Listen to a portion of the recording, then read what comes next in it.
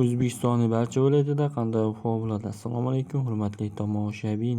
Bizning kanalda har kunlik va haftalik ob-havo ma'lumotlarini bilib olishingiz mumkin.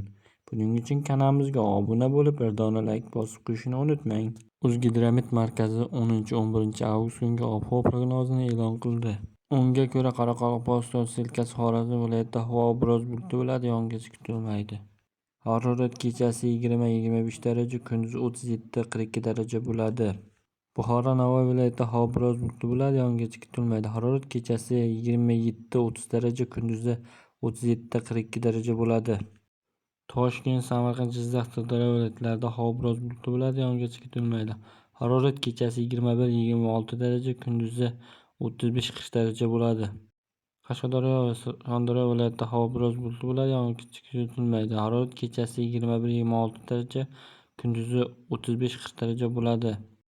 Andijon, Namangan, Farg'ona viloyatlarida havo biroz bulutli bo'ladi, yog'ingarchilik kutilmaydi. Harorat kechasi 26-27 daraja, kunduzi 35-40 daraja bo'ladi.